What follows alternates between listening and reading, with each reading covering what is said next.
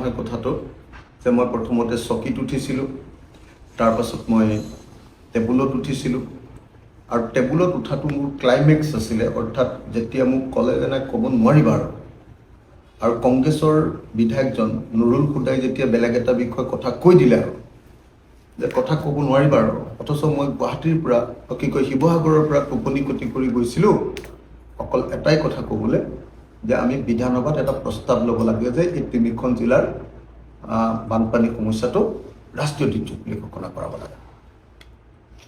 কিন্তু মোক যেতিয়া ক'বলৈ নিদিয়াৰ কাৰণে মই প্ৰথমতে হাতযোৰ কৰিলোঁ, নমস্কাৰ কৰিলোঁ, সকলোকে সেৱা কৰিলোঁ।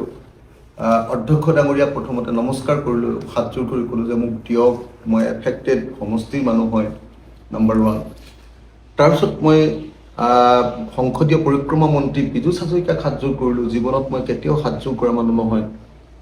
তাৰপিছত মই কংগ্ৰেছৰ বিধায়কবিলাকক হাতযোৰ কৰিলোঁ, বিজেপিৰ বিধায়কবিলাকক হাতযোৰ কৰিলোঁ যে মোক সুযোগ এটা দিয়ক। কোনো মোক সুযোগ নিদিলে। তেতিয়া মোৰ খং উঠি মই চকীৰ ওপৰত আৰু তাৰপিছত ডেস্কৰ ওপৰত উঠাটো হয়। যিবিলাকে মোক ইয়াৰ কাৰণে আজি অধ্যক্ষই মোক বহুত মানে কৈছে যে মই গৰিমা মানে নাইকিয়া কৰিলোঁ হেৰিয়াৰ সংসদৰ বিধানসভাৰ অনুপস্থিতিত আপোনাৰ বিষয়টো আলোচনা কৰিছে। হয়, মানে মোৰ গৰিমা নাইকিয়া কৰিলোঁ বুলি যিটো কৈছে, মই ভাবোঁ যে সদনৰ গৰিমাটো আমি ৰাখিব লাগিব, কিন্তু সদনৰ গৰিমাতকৈ মানুহৰ জীৱনৰ মূল্য অধিক। 1 নম্বৰ। 2 নম্বৰ, সদনত যদি মানুহৰ মহাপ্ৰলয়ৰ কথা নাপাতি বা পাতিবলৈ সময় নাথাকে, যদি অন্য তাতকৈ লেচাৰ ইম্পৰ্টেণ্ট বিষয়বিলাকক গুৰুত্ব দি এই বিষয়টোক আওকাণ কৰে, তেতিয়াহ'লে ভুক্তভোগী MLA হিচাপে, ভুক্তভোগী সমষ্টিৰ MLA হিচাপে মই প্ৰতিবাদ কৰিবলৈ বাধ্য।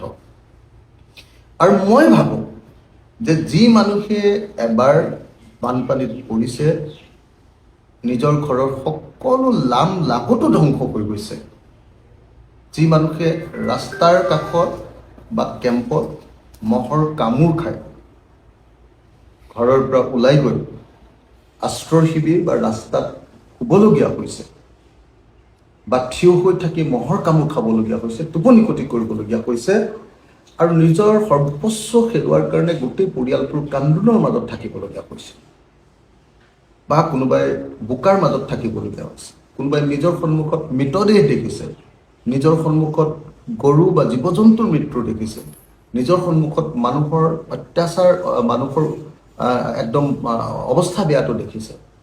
মই ভাবোঁ যে তেনেকুৱা কোনো মানুহে এই পৰিস্থিতিত খং নকৰাকৈ থাকিব নোৱাৰে। যিসকলে এইটো বস্তু উপলব্ধি নকৰে সেইসকলৰ কাৰণে মোৰ প্ৰতিবাদটো বহুত বেয়া কথা। কিন্তু যিসকলে উপলব্ধি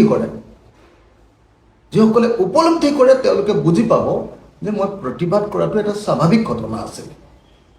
আপোনালোকে চাবচোন, নিউজ লাইভ বা অন্য চেনেলবিলাকত যেতিয়া এই ভিডিঅ'টো ৰিলিজ কৰি দিছে, তাৰ তলত অসমৰ মানুহে মোক গালি পৰা নাই, কৈছে যে অখিল গগৈয়ে সঠিক কাম কৰিছে, কৈছে যে ৰঞ্জিত দাস ডাঙৰীয়া আৰু বিধায়ক যিসকল পাৰ্টি, সেই পাৰ্টিবিলাকে সেইটো ভুল কৰিছে।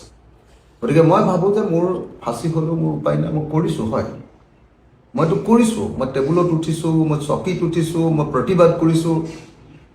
আপোনালোকে, মই ভাল পালোহেঁতেন যদি অধ্যক্ষ ডাঙৰীয়াই ভিডিঅ'টোৰ লগত, দৃশ্যটোৰ লগত যদি তাত চাউণ্ডটো দি দিলেহেঁতেন, শব্দখিনিও দি দিলেহেঁতেন, তেতিয়াহ'লে মই কি প্ৰতিবাদ কৰিছোঁ গম পালেহেঁতেন। তেখেতে মই কিবা কিবি কথা কোৱা বুলি যে কৈছে, মই কি কথা কৈছিলোঁ জনাবৰ কাৰণে মই ভিডিঅ'টো আকৌ এবাৰ চাউণ্ডৰ সৈতে ৰাজহুৱা কৰিবলৈ অনুৰোধ জনাইছোঁ।